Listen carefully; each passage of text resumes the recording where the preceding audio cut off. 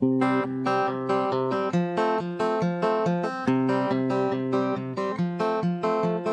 people and lots of yellies, Worcester hipsters and fed up townies. We have more than pizza in common, with 2 rocks for bookends. New Haven, New Haven, New Haven, between 2 rocks. And welcome back to the Between Two Rocks podcast. I'm your host, Josh Levinson. I'm here with the Diamond Boy, Shawn. Are we still calling you that, Shawn? Goddamn right you are. Okay, yeah, I wasn't sure.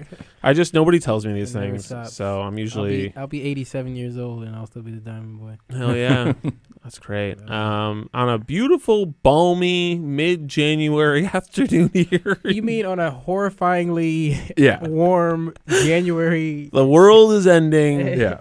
That other voice you hear is Andrew Morgan. Hey, what's up, man? You are the co-owner of Fistful of Jokes? Yeah, sure. Okay, yeah. Sometimes I like to get it out ahead of time, but in this case, I prefer to be as ill-prepared as possible. Right. Yeah, Ownership sounds interesting when you make, very little money that you're just like, oh, okay. Yeah. It's like, I co-own $100. It's like it's one of those things where it's like I don't even care if you do know that I'm the owner of. It's like what does There's owning so actually little, mean? Yeah. Owner sounds so brick and mortar. I just assistant CEO, co-CEO. I don't know. Nice. Is it an LLC? Or? No. We went back and forth with that for a while there between how much money and everything it costs to do those things. It's not worth it. No. Sometimes it's like that where it's like I could incorporate this business and then I look at I'm not making enough to incorporate. Pay the fee to incorporate it is not. Exactly. That's how Between Two Rocks is, where I've been kind of I have recently started paying writers because my hope is that it will increase the quality of writing. Right. Or at least get traffic. Shawn rolled his eyes so hard that it hurt me. My feelings. If I had feelings. I don't know. Just because I made some money from advertising this year. Right. And I was like, oh, I should share the wealth with the people who maybe could help me write this thing, But but then my sole advertiser went to Facebook, so never mind. So now I've turned into a nice losing venture. Yeah. Right. Well, thank you for having us on your last episode. Welcome to internet publications, man. Yeah, I know. It was going so good for a second. Facebook is horrible, man. Yeah. I was actually thinking, so I'm a programmer, and I was thinking there was this recent study about how much programmers at Facebook and shit make, and some of them are making $400,000 plus a year, right? Yeah. And so some of us New Haven programmers who do not make that kind of money, we're like, we should get real jobs at these companies. Right. We should get a job at Facebook. Right. Yeah. But then I was like, which of these, because they're called FANG, which is Facebook, Apple, Amazon, Netscape. Netflix. Netscape, that's right. Netscape Navigator's coming back. Yeah. And Google. Yeah. Right. And so I was hanging on I'm sorry. What's the G? Right. What's the big? But I was like, which of these companies could I reasonably? And honestly, Apple and Netflix are the only two of those where I'm like, they're sort of ethical, or you know what I mean, less unethical. Sure. Well, Google says don't be evil, and that's enough. Right. Yeah. Well, they've gone full evil. Yeah. So. But they still say it sometimes. So yeah. So it's fine. They're trying. From their underground volcano bunker. Yeah. I don't know what the point of that story was, though, unfortunately. Make more money? Make more money. Right. We should all try to make more money. We just want how Facebook is bad and it's still... right. Exactly. Yeah, and I advertise comedy shows on there because that shit works. Facebook... Yeah, personally. If it didn't work, everybody'd be off by now. But I was reading this thing about how Facebook basically killed digital comedy a couple days ago. Like you know how College Humor had a good run on collegehumor.com or funny.com. Funny or Die. And then everyone, there was that whole pivot to video thing 2 years ago. And then it's then it was oh, we're going to change the settings of how you can distribute this comedy to people. Yeah. And it's so now this is just completely worthless. And we sunk all this money into making it. And YouTube also changed all the rules. No, you just got to get that TikTok money. You be fine. TikTok is here, baby. Yeah. That's right. We're living in TikTok. I love how it's we're just it's just Vine. Moving. It's just longer Vine. It's just, it's just the fucking out of the ashes of this thing comes the exact same thing, but kind of different. Yeah. And then Facebook bought Instagram, and now that's slowly getting to be towards the same. And we're all going to be in the singularity soon enough. Anyway, the world is so good. Don't you think so? Everything's going so great. 70 degrees in January. It's just totally it's probably from nuclear fallout. It's fine. Earlier when like you had mentioned that, I was thinking like, why aren't we mad about this? But it's not even something that you, like, who can you be, like, how can you it's all our fault. Like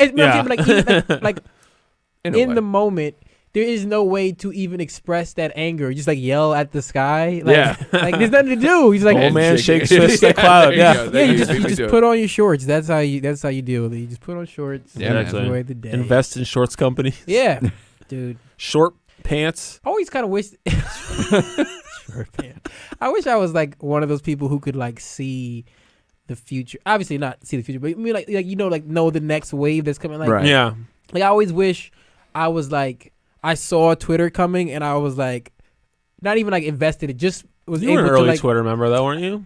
I was early, but like, I was like 17, like 16. So it was like I wasn't respecting the platform for what it could do. For Nobody me respects now. the platform. But I mean, but, you see people who are like people like Rob Delaney or like people built or like Megan careers Amram or whatever. They got writing jobs. That's completely dead now. But there was a period of time, if I was a smarter person, I could be like, this is an opportunity to showcase my talents. But I'm just was like, nobody thinks about that. I want to talk to my friends about. But Dame did that and squandered it, so it's fine. Like there's always a cautionary tale. It's true. Yeah, man. But anyway, so as fun as that all was, I feel we've gone already off topic. If we had a topic, we're talking about comedy a little bit. So we're talking about comedy. Basically, Andrew runs Fistful of Jokes, who does kind of local comedy promotions, I guess you could say. Yeah, they're kind of involved in, kind of booking, setting up the shows. So you see, like one of the huge acts coming to New Haven this spring is Patton Oswalt. Yep. He's the Big P. Big P, right? You I just probably heard of him, His last show here was easily one of the most emotional and amazing shows I've ever been to. Because it was the first time he was coming back after his wife died. So it was like New Haven and New York Comedy Festival were like his first deal. And that's amazing. Yeah. Yeah. So, and I mean, he's one of the greats, and people, because I know a lot of people don't follow comedy closely. If I'm like, they're like, oh, who do you like? I'm like, oh, Sam Morrell. And they're like, I don't catch. Yeah, it's always going to have like that back pocket. Like it used to be Louis was the guy you could just like I don't Louis C.K. And now it's got to be like, somebody else. I'm like, Mike Birbiglia, you've probably heard of. John Mulaney's a safe one. Yeah, John Mulaney. Also, John Mulaney's like great because like he's like my favorite comic. Yeah. But he's also like one where like that's hopefully bulletproof. Yeah. Yeah. Dude, I swear I think about that constantly. Like, please be good. Like, right. Please be. I'm going all in on you, John. So. Yeah, exactly. Like I had a joke like that a few years ago, like where I was like, I got into Neil Young, like I don't know, I was like, yo, please don't tell me like I don't want to find out like Neil Young is like Bill Cosby's lawyer or something. I can't like his music because like I just got into it. Like I don't want to be short lived. Right. John Lennon to be. I feel like I got into Woody Allen at some point in college, and then I was like, boy, this is some pretty horrific stuff all around. Annie Hall, still great at movies. Yeah, it's like it sucks for me because it's like I got into Woody Allen, like. As a teenager, but it's like all the stuff had already come out. But it's like I'm gonna have to watch Manhattan. Who's gonna like? Who's gonna? You can be grandfathered into it. You don't have to be like exactly. You're not doing it for the wrong reasons. You're not being like that guy has some good ideas. Let me go check out what's going on here. Yeah. It's also like even though if it was known, I feel like people. I mean, supposedly the whole Cosby thing was known by people. It's so funny to me too. Like I even knew if about like the 30 Rock thing had like a joke about it, and it was like so it was like semi well known. Right. Like when people like Hannibal was getting death threats, he was like, "This is not even news." Yeah, and I'm not an investigative reporter. Like like, that was his whole thing. Is like the joke that got kind of blew up was him saying, "Go on Google and look this up. It's out there." Right. I did not. So anyway, you, it's fine. We're doing great. Yeah. Killer segues. Yes. It's all over the place. We're just firing from the hip, man. So, so do they usually contact you, people like Patton, or is like they're like, hey, I want to be in New Haven, or do you like have a list of people that you're like, hey, we would love to see these 15 comics in New Haven this year? Are you a power broker? Yeah, exactly. Are you a shaker or a mover? Would you it say? Comes in all shapes and sizes because sometimes because we work a lot with Manic Presents, Premier Concerts, those guys who run College Street Music Hall and Space Ballroom, and obviously they deal with all the big agents as well as like, which obviously they have usually there's a handful of agents that represent every comedian that you've ever thought of. Okay. And then they'll, give you a list and say, these are the people we're trying to book right now. Yep. And then you go through the list and go, yeah, get those people as soon as you can. All of them? Are there ever is there ever somebody where you're just like, I don't think this person is going to work in New Haven? Well, because those things always come up too, where it's like, let's give us the names as well. Well, yeah, could you if Jeff Dunham and his racist puppets wanted to come to New Haven, would you be like, that sounds like a good idea? I mean, he probably would. What if he brought his nice puppets? Well, what if he promised to bring his nice puppets? Would we? Yeah. Is there such a thing? He's working. He's working on the act now. It's right. Yeah, it's a transitional period for him. He's got some new woke puppets. Yeah, who he then kills Guar style. It's actually probably worse. Like I'd rather just see him do the racist puppets than try to do it. It's like this is sad. Man. Yeah. You just do what I'm you not know, man. being mocked. Yeah. But no. So a lot of times, sometimes it is literally just they approach us. Sometimes it's you've been talking to an agent about one show and then they go, hey, by the way, because that's selling well and you guys are good. How about these people? And then you do that. And then sometimes you can talk to their people for months on end and then get your heart broken that it just doesn't work. And they go to another venue. Tell us about that. Who broke your heart? Who hurt you? Who hurt you? We'll blacklist them. Yeah. I will not hire them for the Regal Beagle. I will not have them on my podcast. I will say that there's been an ongoing chase for Sarah Silverman for a very long time. Oh, really? Yeah. Interesting. And she's in New York, right? Danced around. No, she's LA. The SS herself. Oh, yeah. So I love Jesus Magic, but I funny? do understand that, Magic's great. I get why people hate her, though. 100%. Yeah. Her show on Hulu was very good, too. Yeah. I enjoyed that. Oh, yeah. Her show on Comedy Central was good too.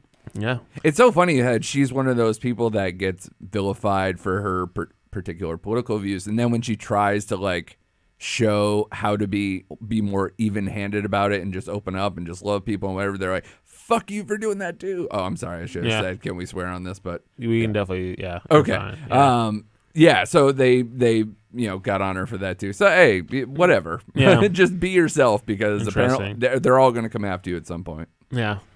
Cool. But I would love to see Sarah Silverman come here, but it just hasn't happened yet. It's always been. Do you get to talk to them at all? The comics? Do you get to hang? Or do you and Patton have a pre show Pepe's hang? No.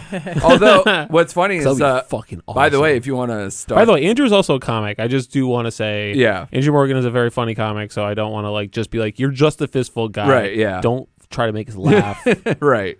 Yeah. No, I mean that's how it all started, and that's right. You and your brother both did comedy, right? You started together, right? Yeah, we both started comedy at the same time. We both were doing a show at Cafe 9 6 months in, and now he's a conspiracy theorist on Twitter who interviews that dude, the McAfee guy, on his live podcast. Yeah. Who's also solidly insane. So hey, he's pretty cool. He's trying to run for president. Just have some respect for his views. No, I'm just kidding. I have 100%. Yeah. His views of shitting on glass tables above his people. He didn't pay people to. His kink was that he would shit on glass tables with women underneath them. Okay. Yeah. So that was I like good. how you went right from hey, can I swear swear on here? That did absolutely go through. Yeah, that did absolutely. I got a lot of stuff I gotta get off my chest. I'm confident I saw him crack his knuckles chest, after he said that. He's like, yeah. Yikes. Yeah. Holy cow. He started hey, you brought up McAfee, like, man. I didn't. No, I guess I didn't know that tidbit, let's say. Yeah. Apparently he's really into hammocks that way, too, but I'll leave that. All right, leave that to exercise the imagination / Google it. It's fine. But hey, that's what I want in a presidential candidate. I think. And that's how Fistful of Jokes got founded. Yeah, by two mismatched brothers trying to start comedy shows in small rooms. And I do remember doing your brother's podcast at some point, and he was just like, "Why did you start doing comedy?" I'm like, "Well, what do you mean?" He's like, "Well, you already have a career. Why would you ruin your life like that?" I didn't realize how accurate that was at the time, but I was like, I don't know, it's fun sometimes. Comedy makes no sense. No, pursuing it.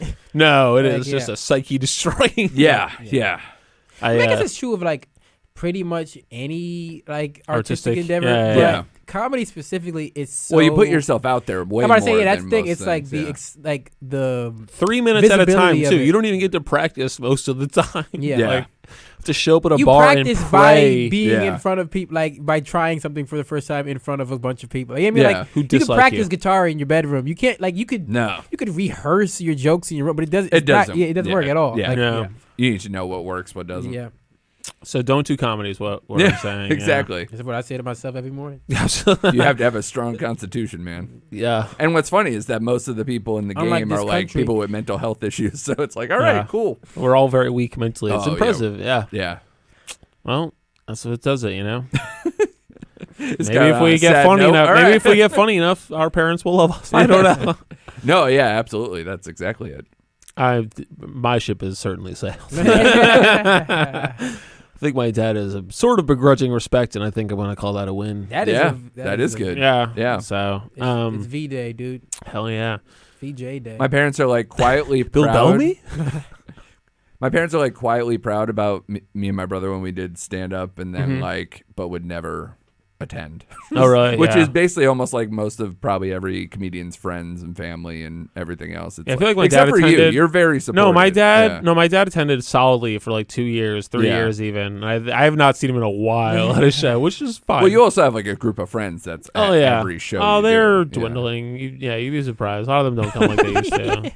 But it's fine because like there's enough people in New Haven who are looking for something to do that I can usually string together something. Well, especially when you don't have a comedy club. Yeah. So that's one interesting thing I did want to talk about. So we used to have Joker's Wild, which is a comedy club in New Haven. Rest in peace. Yeah. That's right. R.I.P. A lot of us got their start. Well, yeah, all of us did.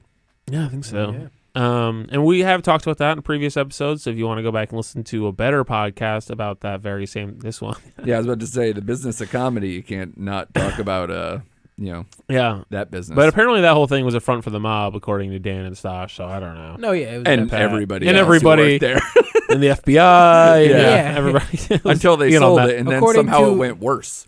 According to official documents, somehow still empty. According to intact. this affidavit, it's funny because it's been a while. No, it is funny. Like, it's a long time. I don't go by there often, but like I went by there maybe like a month ago. I was like, it is still like completely sign unchanged. is up. Yeah, how long has it been closed now? 6 years.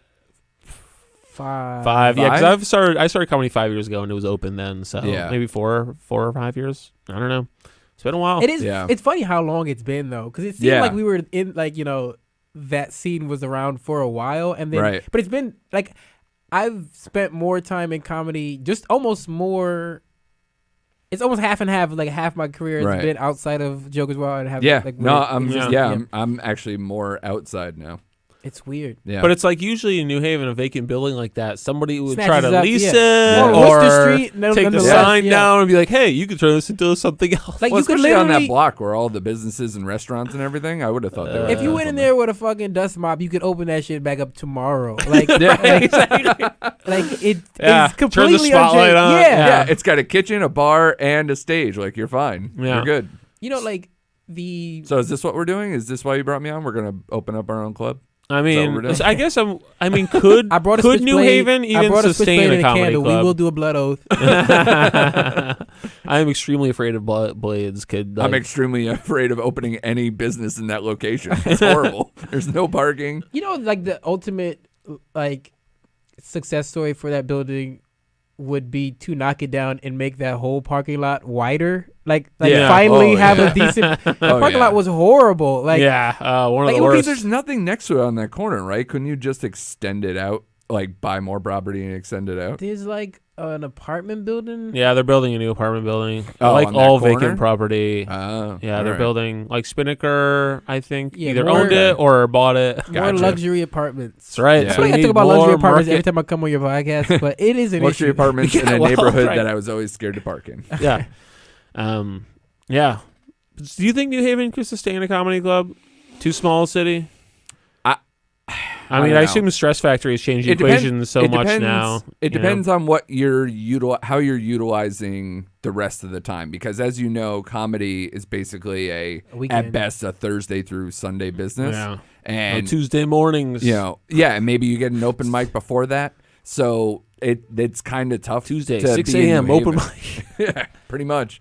You'd have to almost do it like a comedy co-op where like, you have people almost subscribe to being there like every month and just try to have some kind of source of income all the time. Oh, so like a Make Haven style? Oh, what? Make Haven? Do you know what Make Haven is? It's no. It's like I don't a think so. WeWork kind of thing. I don't think it's like weird. It's like a co-op. Everybody's like a sort of a part member, I guess, but Yeah, isn't there like in and then East everybody Rock, can use like the some machine kind or whatever. Co-op type You want some things candy like there, Sean? You know I want candy. I do know you want candy. Motherfucker. It's really the only thing that connects us. I don't know anything about business, but I think one of the main issues with Jokers was, like you said, it's a weekend thing, so you have to sustain. Right. But it's also like you have to get names, but you also have to foster like. I don't think the people running Jokers, especially once it got sold, it's like they don't know who to bring in. Right. Yeah. That like on every level you can get like because. There's like those mid-level guys you can get. Like we used to get Mark Norman down there all the time, and like, but like especially now, like Norman is a bigger name. Yeah. It'd probably be cost more, but like those are you gotta get those like the right name. Like, there'll be a lot of times that he's still doing clubs. People still have to, and especially New Haven being right on the train line from New York, you can get so many people just for the convenience factor alone. Right, absolutely. So you think that does help? Like you think when you're like do you do a lot of heavy negotiating or like listen, Patton?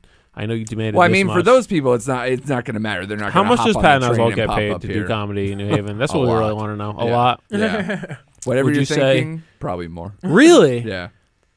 He's probably the most expensive we've ever had here. I'm sure, though. I mean, like something like that. Patton Oswalt, dude. Yeah. Yeah. And is that he's at College Street, right? Yeah. Yeah. So it's like 50? Not even like 100. Just do the math. Yeah. Sort of like ticket prices versus what their sales are. How many? I mean, that building. How many people? Yeah. Give us some numbers. How many people? I think the place 900 for comedy. The place is something like between 1,500 and 2,000 people. Oh, really? If it's capacity. Yeah. Depending on the setup. Damn. So, so and some of those tickets are more expensive. Base ticket price, and Yeah, it would have to be like.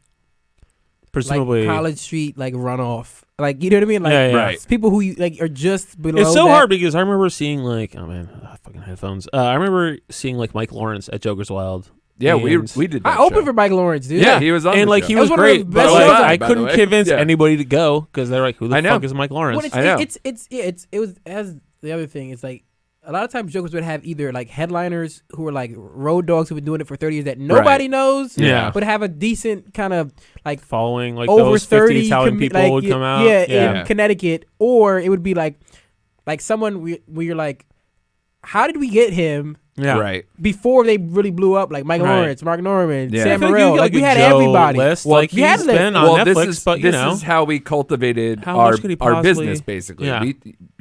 Sean. Fistful was great for that. Fistful because we knew that Mondays in the city are dead. So a lot of comics that are, especially up and coming or even a slightly tick higher, they want to work stuff out. They want to headline. They want to do that if kind you can of give time. them like 40 minutes on a Monday. Yeah, and if they're coming, if we basically pay them train money plus a little bit more, then they're like, wait, I can headline train money plus another $50,000. Right. I mean, yeah, basically. And well, to be honest, that was a killer for us. I mean, like, we could have kept the show going, but it was like we were trying to see what the base amount of money could be. And the base amount of money kept going up because the train money kept going up. Right. So it was like, all right, well, people used to be like, okay, I'll come up for, $50, $75 on a Monday to headline. And you're like, awesome. And then it turned into nobody will do it for less than $100. And then it turned into more and more. And you're doing a show that costs $3 to $5 a head on a Monday in New Haven. It's like, well, you get priced out.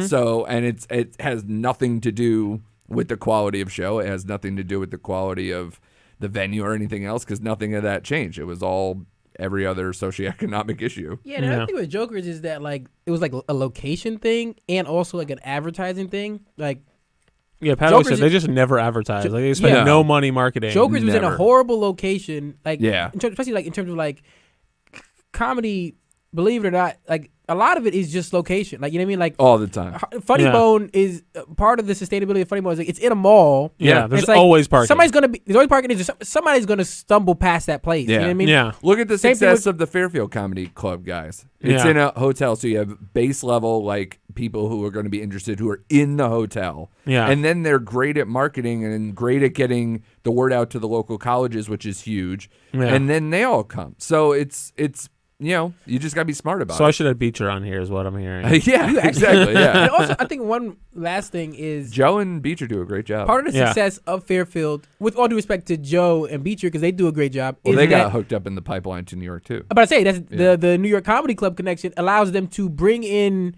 good talent. So what is the New York Comedy Club connection? What is so basically that? like the ownership of one is the same ownership of the other. Okay, so there's like another partner in Emilio, this venture who runs New York Comedy Club. Okay. So he's not only is he able, like, they're able to get some good names down there, but they also always good talent that are not national names yet, because they'll send, like, let's just say Mark Normand, but also a guy who's like below Mark Norman's level, but or like Mark Norman's guy who he brings with him everywhere. He's like, I want him to open for me. So they always have talent. Yeah. So not only are they like getting, it is good always names, remarkable because if you look at Fairfield shows. Comedy Club, like you look at their shows. I'm like, I don't know half these people, but they're all like blowing up. You know what I mean? They're like, and they got TV cusp, credits, and they got they're really good. Yeah, and that's a good space, and it's a good. I think it would have to be it's a perfect subsidiary kind of thing. Where it's like, so you think that's maybe the best market going forward is like to actually have a deal worked out with like a hotel or something where you can use like a banquet hall situation. Well, Treehouse, for whatever you think of them, and obviously they just changed ownership what too. What do you think of them? I mean, there's been different things. I mean, I mean, to be honest, to catch you out, well, it's twofold, right? Like, I got probably the bigger credits that I've ever had in the bigger rooms and some of the prestige stuff that I've ever gotten was through Treehouse. Yeah. But on the flip side, a lot of their business models don't help most local comedians besides just getting stage time. So, what are you supposed to do with that? It could be, because it's not a club. It's always a roving thing. So, it's the back of a bar. And then, yeah. Or, I mean, obviously the only one that they had for a long-standing club is the one in Westport. And guess where that is? Inside a hotel. Yeah. So you're kind of seeing a trend where if you can get a good rate at a place that has an inherent base of people, do it. Yeah. Yeah, and it's like because you know how there are a bunch of new hotels being built in New Haven, Yeah. Yeah. There was the other City Steam. Yeah, inside a brewery. I think the brewery scene is probably the most functional. Well, I don't want Ryan Broth to kill us all, so I can't be doing that. I don't need to get shaken down. But also, like City Steam, you hear like City Steam's reopening with like the Helium ownership. No, I did not hear that. Holy shit. So like, I know they reopened. Yeah. Yeah, the people who own Helium, which is for the listeners, is like a really great comedy club in Philly. I guess the ownership of this is what I've heard. Well, they're a chain, right? Yeah. So it's Buffalo. Yeah, so it's like Philly, they have St. Louis. They're reopening under that ownership, so they're going to be able. These people that know how to run a comedy club. That's specifically one of the issues with Joke as well is that because we was a front for the mob, it was like these people aren't trying to run a comedy club well. Right. And even if they are, they don't know how to do money. it. They don't know who to reach. They're not trying to, they don't want to spend money on advertising. Like the people who know how to run a comedy club are going to get the right names, but they also know how to how to market, who to market to, where to put want. I see ads for Stress Factory everywhere. Yeah, so. They got billboards on the highway. That's Speaking what of, you anybody want to go see Sam Morrell? I think he's next weekend or the weekend after. Yeah. Where's he at? At Stress Factory. Ooh, nice. So. Honestly, I just want to hear him tell the story about. Were you there that night? The night that Corey booked that show? Yes. Yeah. Corey Brown, our comedian friend. Highbrow Entertainment. He booked a show at what's the name of that venue? Was it the Bijou? Yeah, the Bijou Theater. Oh and he booked God. Sam. Somebody let Corey Brown book a show at the Bijou. Okay. Booked Sam. And Sam got attacked. He had to run off stage before some guy was trying to kill him, basically, tried to beat him up while he was on stage, and he had to hide. He ran off stage and just hide. Yeah, rough set, man. I've never bombed that hard. Which is crazy because the show was going well, and then that happened. Somebody lost their head. Yeah. I think the other thing with Jokers is location. If there was a Jokers Wild, I mean, you're fucking candy. I was gonna say, I mean, for you to have one or two pieces. This is the third one. Oh my God. This is the third. So 1 and 2, 1 plus 2 is 3. Eva Sean's math corner. Yeah. Where Karaoke Heroes is in New Haven. If that was like where Joker's was, like that's where Joker's used to be years ago when it was like Well, to be honest, Pacific Standard is actually a good setup for comedy. Like I'm happy that mic still persists and they occasionally still do shows. Right? If we have some chairs maybe, and they would let us do comedy. Chairs are overrated. Yeah. Yeah. Wow. I mean, especially like if you watch like the Comedians of Comedy documentary, like there's so many places that they just did. Like I saw so many shows at Toads back in the day, comedy, that like it was too packed for chairs and nobody gave a crap. It's about talent over anything. It really is. That's how Hannibal Buress' Knitting Factory show in Brooklyn. Yeah. Standing room was always packed and nobody and that show was long as shit. And it was like it's just good. It's like a good concert, like a good music concert. If it's standing room kind of concert, if the show's good, you don't give a fuck. Yeah. Interesting. Yeah. All right. We do need to take a break. Don't worry, I got you, Eamon. But then we are going to be right back here with Andrew Morgan and the Diamond Boy, Shawn Murray. And myself, Josh Evans. So we will see you in a couple minutes. Greetings, and this is Wine Time with Grown Ass Woman, an intergenerational conversation with Ife Michelle. I'm Sexty. And Sharon Leanne. You make me want to add a name. Make sure you hit us up. We want to hear from you. Again, our email is gawomenspeak@gmail.com.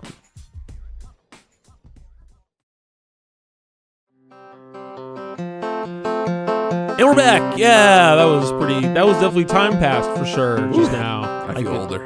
Yeah. I've aged like so early. That's right. This is the millennium. Is this the one or is it next? It's the second millennium.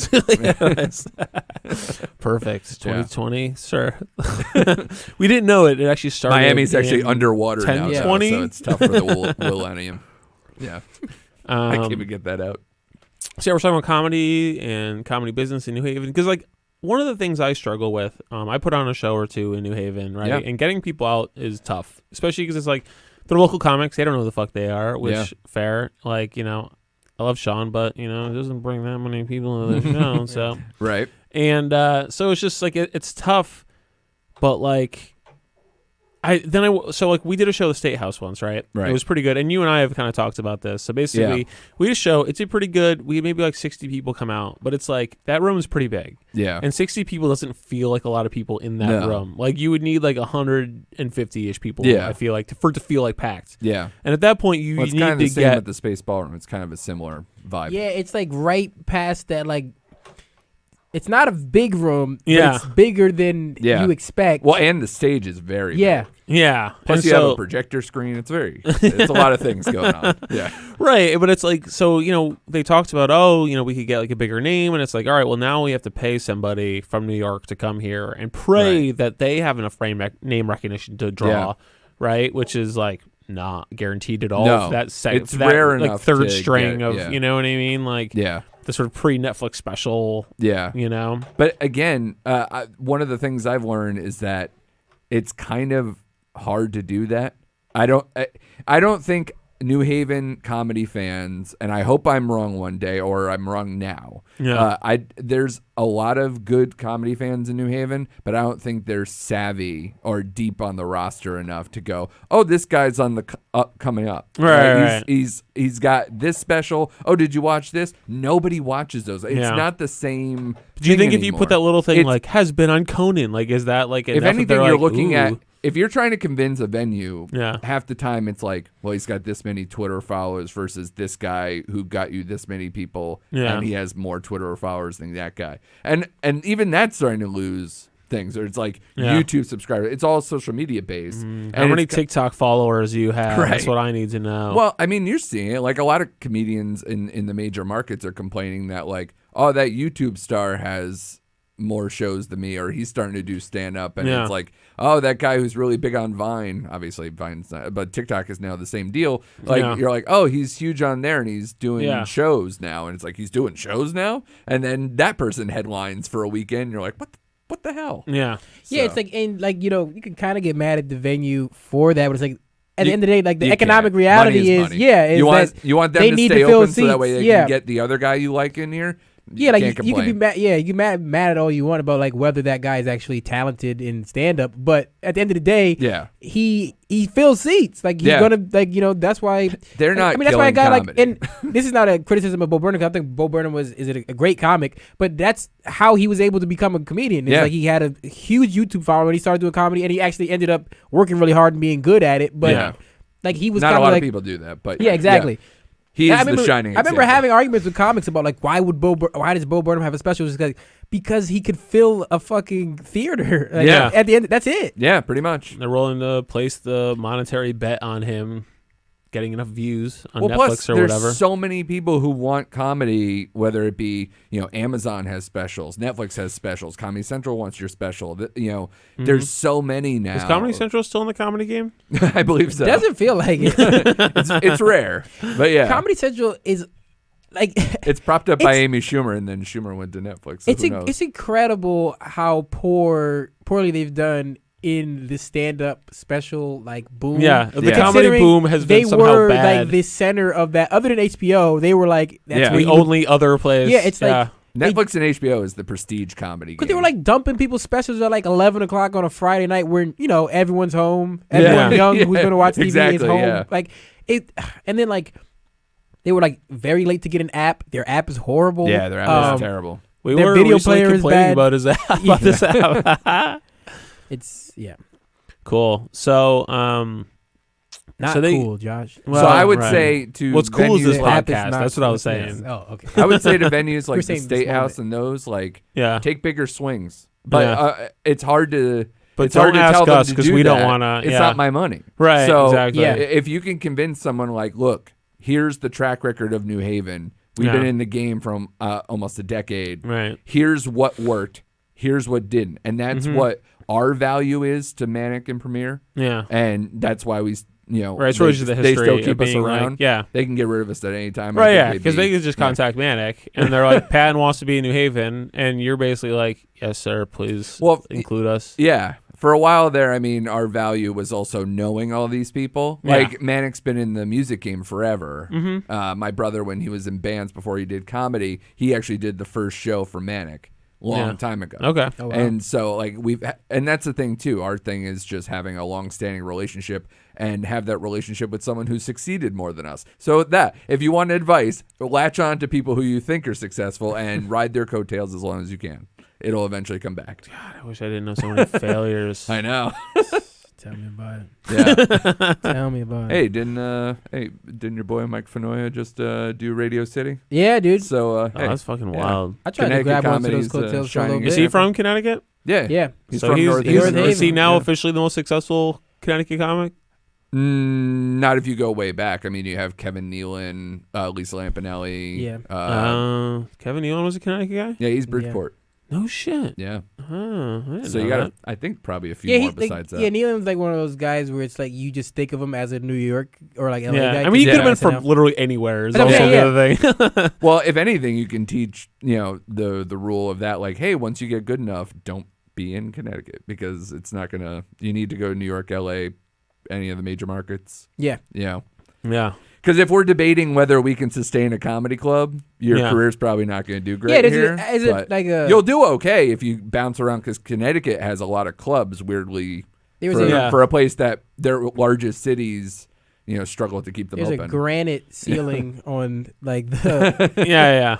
You can't even see what's up there. It's just like you are in the basement of what exactly. comedy. Yeah, being in... I traveled to St. Louis not too long ago, and they have a Helium, and they have like an improv shop, and like... They have a funny But you bone, could too. get... Oh, I'm sure. Yeah. And they had like a website. I'm like, you could get on stage once or twice every day, no matter what. And in Connecticut, if you want to get on stage every day, you're going to be driving. Yes, like maybe to Massachusetts. Like probably. there are times where Northampton is like the only, It's such a shame too, though. Like New Haven, when you think about it, a college city like New Haven, yeah, should be a hub for comedy. Like, you know what I mean? Like, those Yale kids know who the fuck they watch Netflix. They know. That's what I'm saying. Like, I feel like there was somehow missing something. Like there's some sort of obvious answer here. Is it just because of Yale's isolation? Do we have a poster of Kevin Hart and like Gabriel Iglesias just posted on any venue that we're doing and just be like, hey, this is comedy. That's basically the fair weather fan, because that's the only people when I talk to like my family about comedy, they know like two or three comedians. It's like half of them are doing comedy definitely opens your mind to like, oh, there's so many good comics also. Thousands. Yeah. And then you're like, God, I suck at comedy. Well, a lot of I remember early on one of the best advice. I remember Rob Delaney put like the rules of like stand-up comedy, and I know Rob Delaney saying that is hilarious in a way because I've never thought his stand-up was great, but he's got great rules in terms of because he's successful. He was successful. But one of them was just don't quit because and also eventually move to the major markets that are New Haven. So if you do those two things, eventually whatever your talent base should kick it up a notch, to whatever you can achieve, but you also have to sacrifice everything. I also feel like if you can make people, the sad sacks in Connecticut, laugh. Oh yeah, absolutely. Go on the road. Like, do you think, like, do comics Sean, who come here on the road, right? Before? Yeah. So you know the deal. Like, Connecticut's probably one of the hardest people to get. It really is, laugh, especially the New Haven base. I've had better success at the Funny Bones, or more than like Joker's Wild ever gave me. New Haven's tough. Well, that's what one of the things that was good about. It wasn't fun in the moment, but like the kind of crucible that Joker's Wild was is that it's like make like, you strong. Yeah, you really like. I mean, I remember there were mics where I would be going up like 20th, and there's 3 people left in the room, and one of them is Cal White, and it's like. And one of them is and just if he's laughing, you're in trouble. Yeah. And, at that it's stage just like, of the evening. Oh yeah, he hates that rep, by the way, because I've said that to his face, and he's like, "What? No, I'm fine. That's fine." No, if the only person in the room laughing is Cal White, it has gone bad for you. Horribly, yeah. But he's having a wonderful time. Yeah. Well, that was kind of one of the fun things about Joker's. It was that it just started to get to that point where it was just like, now I'm just having fun with Dan. Like, I'm like, no joke. There's been times where I've done a mic where there's literally no one left. Yeah. But whatever comics haven't gone on after me. Yeah. Right. And Dan, and it's just like me talking directly to him. Yeah. I miss that place. I miss hating myself on a Wednesday night. Yeah. And the subsequent Thursday morning. Perfect. Yeah, it is. Yeah, it's really interesting because there are a few colleges in the area. So you would think, in theory, is sort of doable. But how would you? Manic taps into that. I'm about to say Manic. I know that. I mean, what's that? Manic definitely taps into that. A lot of the shows I see the mailing addresses, and it's like Yale.edu, Yale.Quinnipiac.edu, and it's like they're all around. They're going to these shows. It's in a perfect spot for it. Like College Street is like It's College Street. You can walk. Literally College you can walk Street. if you're at Yale, and that's huge. Yeah. If they get bussed in to go to Toad's place for dance parties, if they truly, meaning that they have shuttle services from Quinnipiac, UNH, a lot of the surrounding, not even just Magnus? Yale, you can go. Yeah, sure. I didn't mean to poo-poo the venue or the university, but absolutely. You're an insult to education. Hey, my wife did her undergrad there. It's okay. I went on a sort of date with a lady who went there, so it's fine. That's a ringing endorsement right there. It's a ringing endorsement for my dating skills. Yeah, exactly. Considering you called her some lady, yeah, it's good. I'll call everybody some lady. That's just how I talk about ladies. Yeah. But fellows. But no, definitely there is support in the area from all the local colleges, and obviously. But it feels like it feels like right now they're also not the people with the expendable income you want either, though. Yeah, because they only have so much. Unless you're taking, whatever their college debit cards are or whatever. So have you got to hang with any of these people at all? Like usually at the smaller shows, not the College Street ones so much. Okay, I would say I got to hang out with Eugene Merman and Kurt Braunauer one night. That was fun. Rory Scovel. Rory Scovel, I talked back and forth like all day. Nice, that's awesome. And then hung out with him at the venue, so that was cool. Some of those things are like the better thing. I mean, Joker's was great for that too, to be honest, because it's so intimate and you barely have a green room. Like when we were there, I think they only had really one. I remember like arguing with fucking Mike Lawrence about fucking Marvel movies. Yeah. Like, right, I think like Ant-Man had just come out and we were talking about like whether Avengers was good. Like DC. It's like it was great. Like because he's king nerd, man. Yeah. If you want anyone's opinion, it's Mike Lawrence. It was that was a great time. Yeah. Yeah, the Joker's Wild Green Room was funny. Yeah. It was. I also got to hang out with Kanane too, though. But I was on that show. So. Yeah, I was like wondering. So, like, how do you kind of decide where somebody fits? Like, Kyle Kanane to me strikes me as like somewhere in that in between. Like, I feel like he could almost do College Street, but it's like maybe a little too big. Or like, do they have a sense? Like, do they come to you and they're like, all right, we are looking for. A lot of times, 300 person. That is also our value as Fistful, is that they'll come to us and go, okay, you know the venues we have. Where does this person fit? Yeah.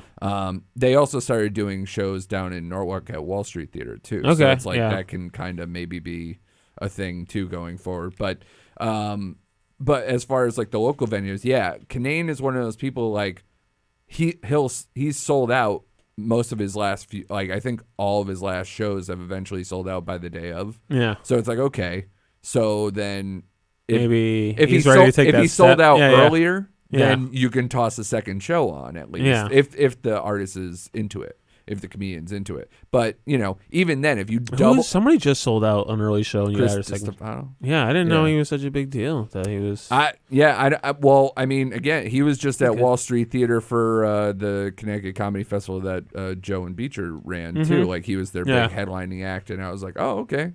Yeah, I didn't know that he had the capability, but it's all part of a festival too. So I was like, oh, okay. Maybe it's like a package deal. Who knows? But then he ended up selling so well that he got a second one. So I was like, okay, nice. Cool. It's at the Space Ballroom. Yeah. Nice. Yeah, that's coming up too. I think the 24th or something. There's a lot of stuff. I know at College Street, there's Patton Oswalt. Dimitri Martin is back, although he actually went to school here. He went to Yale, yeah. Do you ever get any sense from any of the others about, do they have any opinion about New Haven, Hamden, like coming here? Or they're just like, this a lot of them are negative gig? Before they do the show, and then they end up coming back. Like Dimitri Martin, obviously being the exception. Right, he knows. He knows the deal. But, some... Like, it's notorious how much, like, Joe Rogan hates New Haven. Yeah. So I think Connecticut, he poisons overall, the idea of that for... I just dislike Joe Rogan so much. Usually the first thing they complain about is Yeah. not just New Haven. Yeah. But it's almost like that there's no point because we're the midpoint of Boston and New York, that you should just do those two and just move on with your life. Right. That's been half of his opinion of New Haven. But, of course, I can't remember the last time. But if the only place you do comedy in Connecticut is Mohegan, then, I get it. That's you should probably definitely take your own life. If your opinion of Connecticut comedy is the casino, that's a very different culture. Major issue. It's like, people. Casino is one of the worst places to do comedy. Yeah, it's tough. It's tough. I mean, again, because drunk, sad people aren't good. Clubs in general, I mean, especially in Connecticut, because again, you hope that there's a strong comedy base, but there's also a lot of rooms that they paper the rooms and then they make their money in different ways. It's not about ticket sales. If it was about ticket sales, man, we'd be killing it in this state. You know? I struggle because I have been running this room in Regal Beagle, and it's just like. The venue doesn't like help a ton, and it's like to some extent, like for me to make it work, I have to like make a good flyer, and then I have to like go ride around town and post flyers, and I'm like almost 40, and I'm just like, what am I doing, man? Yeah. Like I don't care enough about this. Yeah, and and we did that to start with Fistful. I don't think flyering ever helped. Flyering only helps. I once had a whole table from a flyer, so I mean, I don't know. It helps. No, that's cool. No, I'm happy. 6 for people, you. and I was like, how'd you find out? They're like, oh, we saw a flyer on a telephone pole. I'm like, holy. We would flyer like Yale and stuff. I must say that's like some of the community bulletin boards. Yeah, I actually do East Rock because that's where they all live. You know what I mean? Well, for sure. Those smarty pants grad students who have like a little bit of disposable income, right? You know. Well, maybe people should do a show in East Rock. Yeah, we did talk about doing one at like Bradley Street Co-op, like in their bike area. Well, I've always wanted to approach East Rock Brewing because all the breweries do well. And that's like again, we don't want to raise the ire of the brewery cartel. No one's done a show there yet. And I've had the idea. I've talked to them since they opened, and it just hasn't happened. I feel like alternative rooms is where it is, though. right now. now. I love the art studio room is great. Yeah, I prefer the small fun room every time. The stigma of a comedy club in terms of like drink minimums and everything else, like people, a lot of times if I'm doing a brewery show, not me personally, like I'm running it, but like even just as a performer or just being there. Yeah. A lot of times you're seeing now it's like it's this ticket price and your first beer is free. Yeah. Like instead of the opposite thought of like comedy clubs, or it was like, hey, come here and then drink all our booze for full price that costs $20. That's part of the cool thing about Fairfield Comedy Club is the BYOB thing. Is like, people love that. People get drunk as shit. Yeah, exactly. Yeah. If you take the whole, you're gonna have to spend this amount of money to people away, I think it would help comedy more than it would hurt. Trisha D'Onofrio's Tasty Chick show in East Hampton last night. And it was a really fun show. And like I feel like all those are the best shows where it's like the atmosphere is just like. I mean, there was shouldn't be doing comedy here, and that's why it's fun. And it's like you can get like a nice amount of people in a good space. The economics of it are probably not, No, I feel like there were 6 people when I was there, and I had a lot of fun. I was like, I expected to be very unhappy, but I was like, what is good time? Because you would hope that the people who are coming to that show truly want to be there, whatever the number is. Yeah, when you're at Jokers and there's 6 people there, that is a big ass, long ass room, and it's like those 6 people are like, they gave me comp tickets, and I'm now disheartened by the fact that no one else is here. So I'm not going to enjoy the show. Where it's like, when it's a smaller show in a library or a bookstore or something, it's like, I really wanted to come to this tonight, and I don't care if no one else is here. I'm going to have a good time. Yeah, I will let these people do comedy to me in this Jokers bookstore. Used to be so fucking miserable, dude. Oh my God, some of those nights. Well, then you also have to have a host that, at least from the start, has to be like, well, this is awkward and terrible, isn't it? And at least like commiserate with these people to make them feel seen, because otherwise they're just going to check out and just bail. That is my least favorite thing about a lot of the new comics who start these open mics, and they're like, they don't want to do the hard work of hosting the show, of like doing the 10 minutes up front that gets everybody on board. And so they're like, they let you do it. And I'm just like, fuck you, man. You got to learn. Like, it's tough.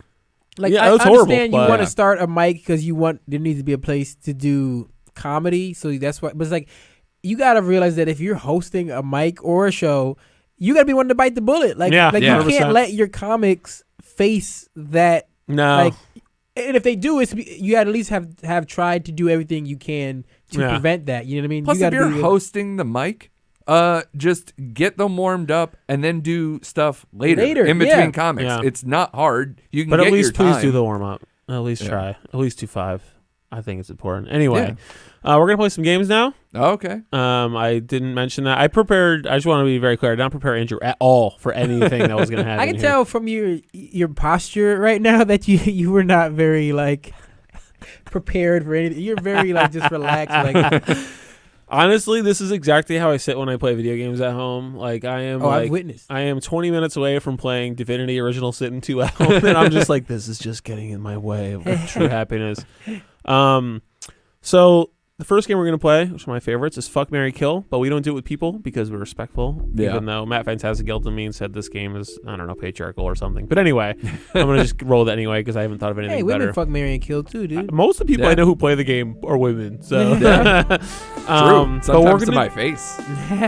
So I think let's do it with like comics, but maybe not like first tier, but like people we think like, so like Mary would obviously be like the comic you love the most right now. Right. Well, Mary would be Mary Casella. Sure. Who actually came to 3 Sheets on Sunday I saw the sheet that you bad. Yeah. It was not bad. She spent the first minute saying about how she liked Jews, which made me a little uncomfortable. But because you were waiting for that, it ended up being like she's like a Trumper, so it's sort of a weird pro-Israel rant. Yes. And I was just like, you know what? This is right. Great way to start a comedy set. Love it. Comic 24, fearless. Honestly, like she approached the people there. Like she was not bad. My hand, you know, like I'm not somebody who would stick up for her for no reason. I assure you. But anyway, and then fuck with will be like someone we like and think are maybe underrated. I'm thinking, and like. And then kill would just be somebody who like think is overrated. And it's like I just don't get it. I know that it's popular, and I understand that someone likes it, and maybe it's just not for me. Okay. And we're not, because obviously probably anybody we're going to be talking about is better than us. At least for me. Yeah. Like, well, anybody I'm discussing to be like, hey, Manic just wants to know whether we want to book this person. Right. Cool, you could skip kill if you want. Yeah. Like, if you're that worried. Yeah. I don't usually make. I could caveat my kills. Sometimes I make local businesses and I try to kill other local businesses. And I'm like, all right, I shouldn't have done this. This is not fair. Yeah, it's tough. So boy, and I didn't give you any warning about this game. No, it's fine. You gotta think of. Yeah. So I don't know if anybody's ready to start. We usually start with fuck, but I'm open. I'm flexible. Oh, so you're not presenting 3 people to me? No, you gotta pick. Oh. Yeah, that's what makes it hard. Oh. Yeah. So, all right. I would say Mary. I don't even know. Who was I even thinking? Fucking maybe you decided to start and it had nothing. Yeah, and I would actually say maybe Michelle Wolf. Okay. I think like she's getting to that point in the game. Like her last Netflix special was awesome. I saw her at Stress Factory last year doing a lot of the same material. But I thought like it's great. Like somebody just talking about men having periods sounds so hack, and she made it so good. Right. And I just like she's very good, and like. I love politics, and I don't tell political jokes myself, but that she can be pretty good with it is just like, I don't know. And she does so many things. It's like just smart enough that I'm like, I think she engages a certain kind of audience where it's like, I don't know. I admire her. I think she's fucking dynamite. So. Yeah. Well, especially one that we haven't booked at all yet that I've always wanted, and I've seen him coming around, and it depresses me that I have to travel to see him or any of these things. Would be Bargatze. I was about to say that. Yeah, Bargatze's probably a Mary for me right now. Torrington. I know. Like so weird. Hey, they do a great job at the Warner Theater. I don't want to. I'm not knocking it at all. That's but where like, Bo Burnham went, I think, too. The last time he came through town, they get some random ones that I'm like, wow, okay, you're cool. Like, you're gonna do one Connecticut date, and you're like Northwest Corner. Yeah, nailed it. Yeah, nailed. Hey, man. Whoever comes knocking, I don't know how. No, Nate Bargatze, I mean, would be my other pick. Like that whole horror story is just one of the greatest jokes. Like, that's the thing, is that he does stuff about like almost kind of everyday observational sort of things or stuff going on in his life that is just, you're never gonna you can't steal his material. He's onto himself, his own entity. Like the stuff he pulls, he's so adorable too. Like he's just so likable, and he's so laid back. His delivery's so his affable. Style over the years so much too. He's calmed down. He's settled in. Like you can tell that he's on fire right now. And his his joke about Netflix not liking Facebook. Yeah. His wife's Facebook pictures is so perfect. Yeah. Is this not enough? Well, we just. I'm here right now. Right, I told you I like it. Yeah. Yeah, that's so perfect. And that alligator story, like that. In Florida. Yeah. No, it's in like the Carolinas. Oh, right. Yeah. Like, they have a live alligator with children in the room. Like it's so perfect. Yeah. What about you, Sean? Were you also Mary Bargatze, or are you trying to be contrarian? I just knew he was going. Like when he started, I was like, it's got to be Bargatze because like But Mary for me, and this person is wildly successful already, but I just feel like is not talked about enough among great comics is Brian Regan. I've seen Brian Regan in New Haven 3 different times, and like he's so funny, and he has like he's like his style is not like he's not like a super like sharp joke writer, kind of like a Morrell type. Yeah, he has every kind of style of comedy in one. I've seen him do shows, and like he'll just do an encore at the end where he'll just have you just throw out your favorite jokes. Yeah, and they kill, that's impressive. And they kill as hard as if the first time I've ever heard. Like he's so underrated, like in terms of like the public consciousness. Like he sells out theaters and shit, but he tours harder than anybody else. Yeah, he's so good. I just feel like his name is not out there enough. I remember we were at Joker's Wild a few years ago when he did his live comedy special. And there was a show happening, and we all were in the back room watching it, and it was amazing. Like he's very good. Because again, he's so good that he's one of the only people who would do that. Who would do it live? Yeah. He's incredible. Yeah, nice. All right, cool. Speaking of, you mentioned the person I would fuck, and that's Sam Morrell. New York Jew comic. Yeah. His joke writing is so like, he's somebody I discovered semi recently through like Spotify or something. Yeah. And I was just like, holy shit, like this is like, because he's like pretty dark, but it's like funny and smart, and like it's only dark in the sort of like inward way. Like he doesn't really like target N-word. Inward. Yeah. That's like one of my favorite. You know, he makes fun of N-words. Like, whoa, it's like a weird turn. Right. That was one of my favorite. Thank God this is like 55 minutes into this podcast. Like, this is only the most loyal listeners. Who like, I'm gonna let Josh go. Now checked out. One of my favorite Harris Whittles, rest in peace, jokes. Yeah. Where he said, I went to my therapist and he told me to look inward. But I thought he said, look N-word. So good. Miss you, Harris. That Aziz article about Harris Whittles, like, is just one of the greatest things. Like, he talked about how, like, Harris was, like, such a good writer that he would make other writers laugh. Yeah. Like, most writers in a room, like, you would, like, they would write a joke and you'd be like, yeah, that's funny. Yeah. But he would, like, write something so good where it's like, oh, my God. Like, you know. And he gave an example of, like, that whole thing is like, what's, like, a sexy, like, text you could send somebody? The baby. Like a turtle coming out of a briefcase and be like, sorry, wrong person. Like, it's so intriguing. It was like, that is they ended up putting that on Master of None. That was one of the jokes that made it so good. Yeah. So, yeah, Sam Morrell is fucking awesome. I think I'm going to go see him shortly. Nice. And he's super funny. I just love, you know, he's a super sharp joke writer. Yeah. So that's it. Same type of admiration is to the guy that I would probably put in the fuck category is Joe Zimmerman. Okay. He's absolutely hysterical. He opens for Regan on the road constantly. Isn't that Bob Dylan's name? Is it? No, it's Bob Zimmerman. Obviously his name. I don't know. His real name. He changed his first name. Sorry. Continue. He's absolutely amazing. He's Regan's opener on the road. He's in that same class of, you know, he's clean, but he's absolutely strong, perfect, no fat on the jokes whatsoever type writing that makes me admire him 100%. Nice. He was a New York guy, I think, but he's from originally the Carolinas and then went up to the city, and now, he's doing well enough that Regan takes him on the road. Hell yeah. Yeah.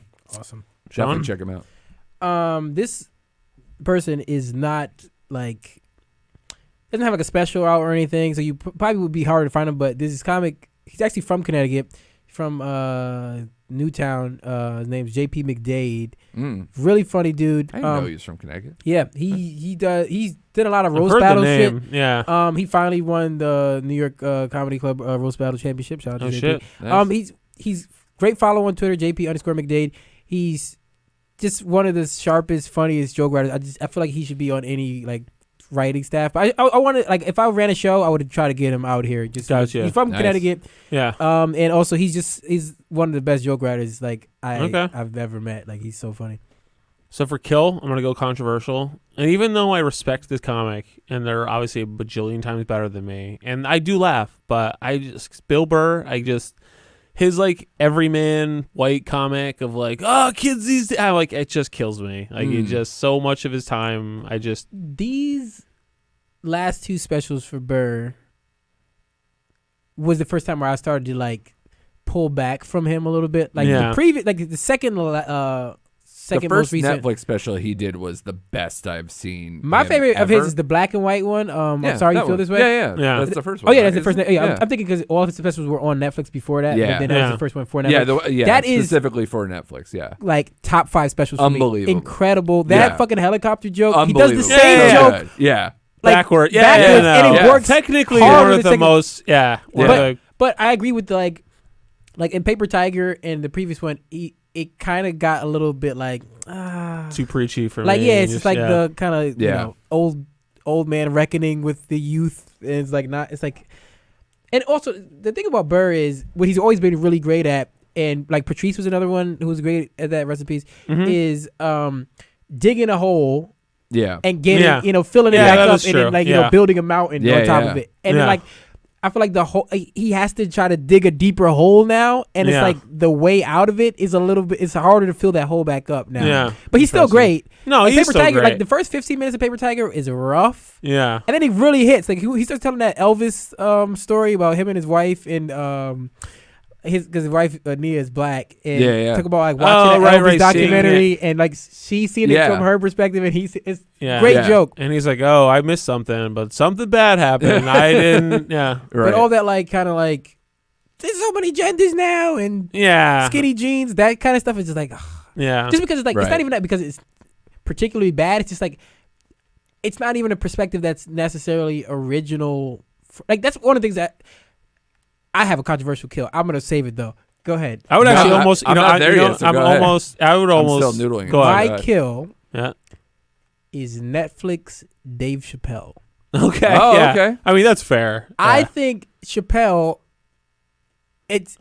See, to me, Killing Him Softly is one of the top 5 for sure. There's nothing, absolutely. There's nothing he's done. Not even close, right? Sure. First of all, he put out way too much. He put out like 5 specials. He was gone for like 12 years, and he came back and he put out 5 specials. Bombs in Harvard, which was insane. And the next year he came back. That was a whole other thing. No, I remember. I was like 8 rows back, and that was killed a disaster. Me. Yeah. But one of the greatest spectacles to see live, I will say. Oh, yeah. It was also, but I also lost respect for him because I think other comedians would have kept going and wouldn't have killed him. It was like it wasn't really as bad blamed it on Hartford. Thing. Yeah. But he was the end of a drunk-long festival. I mean, sorry. It could have been way worse. We have Bud Light Bros, too. He was very antagonistic the entire time. It wasn't like he forced his hand to quit on the set. It was, But then he came back the next year as a special guest for Louis. Oh, and then crushed. Amazing. It was crushed. It was like redemption. Like not even for him, but for us. The people who saw the previous. Like it was so good. But the thing about Chappelle is, I feel like he's similar thing to the Bird thing. Is like he's just digging these holes, and I don't think he gets out of. It's not as funny like the trans stuff is like. Yeah. It's like. Worse than it not even being that funny, they're not even original takes. Like, you know what I mean? It's one of the things I go to some of my favorite comics for is like their point of view. And I don't think he's saying anything original. I think of all those specials, you could probably get 1.5 great specials out of those 5 specials. The double album never works. Even in music, it never works to where you have 2 solid blocks. In comedy, it's going to do the same. So it's like, I just kind of wish he was like, and the structure of those specials is like I feel like Dave Chappelle started to believe his own hype. Yeah. Like the myth of Dave Chappelle. Like because Killing Him Softly is a great special, but he was never like the top stand-up. But because of the Chappelle show and him disappearing and all that stuff, that kind of increased the myth of Dave Chappelle to be like Chris Rock was the greatest stand-up that entire decade. Up until like Louis started to come in like late end of it. Yep. So then he has this kind of thing where he's like, I'm Dave Chappelle. He goes on stage as Dave Chappelle, like our idea of Dave Chappelle. So then he'll just like do a new joke on the special or just riff through kind of a new idea on the special. And it's like, he can get away with it because it's funny enough. But it's like, if he just really was like, and he does enough special, like he does enough stand up, like tours enough and does enough sets where he could have a really tight special, but he's not interested in that. And I could get it. He's like, he's a genius comic mind. So I can't, I don't know. I've been severely disappointed by like the quality. You lament what he once was and what he is now, and exactly. It hurts so much when you see the potential in somebody, and you're like, you could be so much more right now. Like there's some really like that Bill Cosby joke he does on The Age of Spin. Yeah, incredible. It is joke. Yeah, the structure of that joke. He fucking spins this tail for 5 fucking minutes, and you're like, this is interesting. But where's he going? And then he fucking just boom. It's incredible. And like there's not enough of that. Like there's so much filler. That's what it is. There's a lot of filler in those specials, and it's like it could be really sharp. Just he expects to be an applause break just for having a take, and you're like, all right. And I'm so fucking sick of the slapping his leg with the fucking with the mic. microphone. It's a cheat. It's just like I'm laughing. Y'all better laugh. Yeah. It's true. What about you? Hot take. Do you want to kill anybody? You don't have to. I don't know. I mean, I've never gotten the Schumer thing. If that means anything. I mean, I liked Amy Schumer a lot, but then I feel like that's a point she just came through. I loved her show. Yeah. Now I'm sure a lot of that has to do with I'm sure she has writing staff, whatever. But she's and one of the best. Yeah, she's she, Metzger and fucking like Kyle Dunnigan. But she at the end of the day, she's the architect of that. For sure. She gets a lot of credit. Chappelle had a writing room too. Chappelle show. That show was really great, and I never got the same feeling from her stand up ever. And some of her early stuff was like at least it was. This is the beginning of her career, but it's kind of extended doing those same types of jokes throughout her, 4 or 5 specials he's had now. And it's like, I kind of agree. Isn't it funny how I like to fuck? But Schumer's or even then, like I've heard other people and other women too, which I don't hate her for any of the controversy stuff, like thinking that she's a joke thief or any of these other things where they tried to compare online. I don't believe any of that. I think there's a lot of room for parallel thinking and all this, especially with those other comics that they compared her to. Except for Jane Cook, obviously, who is a thief. No. I hate the thing about Schumer though is I feel the need to defend her when people shit talk Schumer, just because it's like she gets so much more shit than anyone else. That's true. It's because she's a woman, and it's like, and that's why I was hesitant to say it, to be honest. Because I'm with you though. And you want to be able to critique. It's the quality of stand-up, like you said. The show's good. I think all the comics that 12 Angry Men sketch she had on her show, it's great. One of the best sketches I've ever seen. Yeah, she's great. But and again, all her success in film and stuff too, like Trainwreck was a huge deal.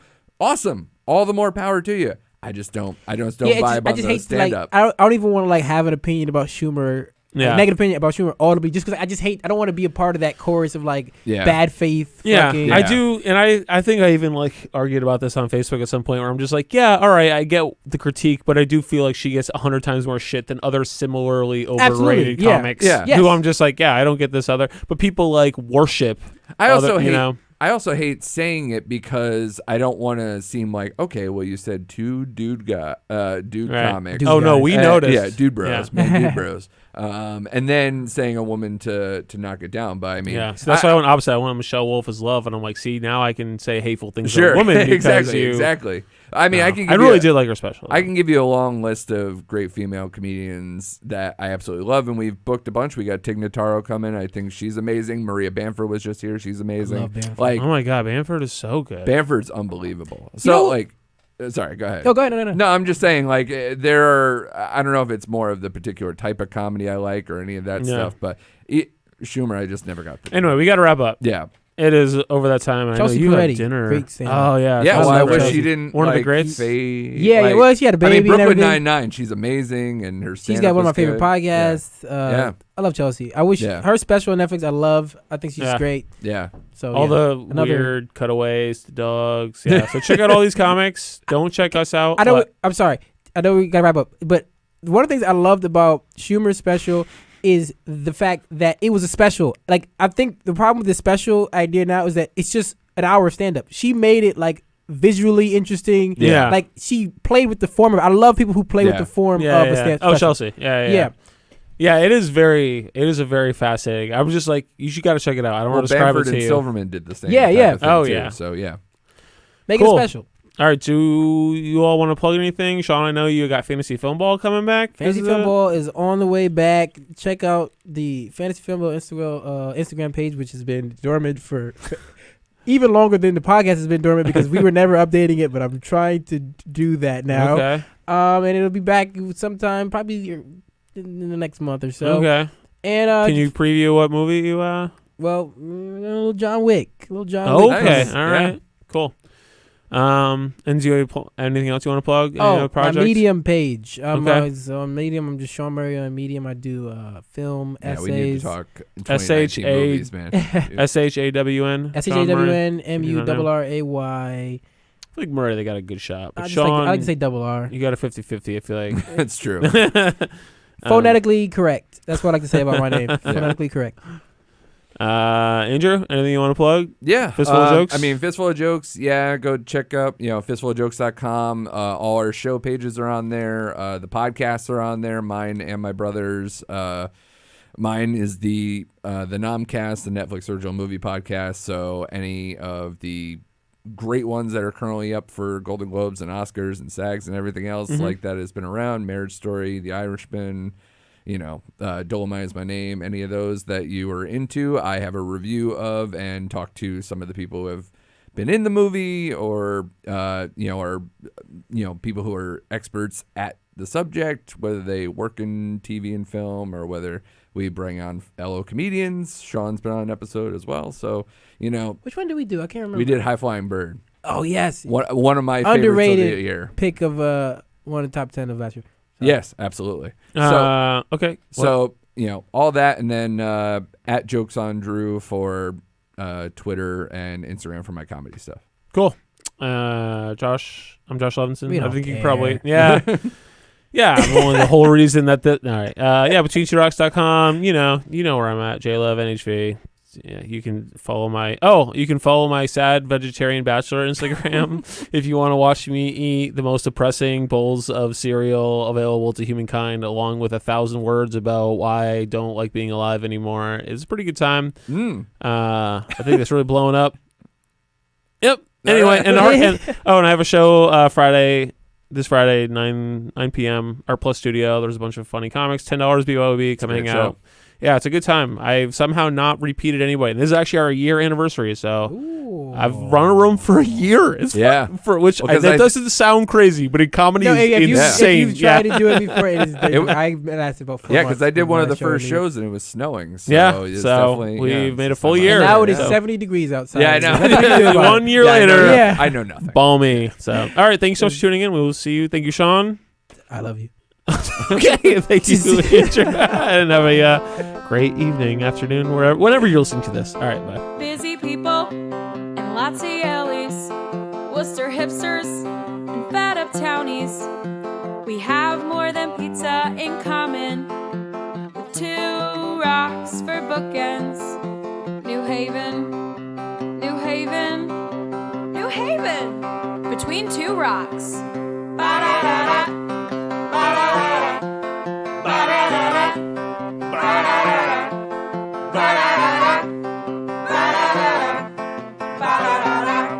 Between 2 rocks.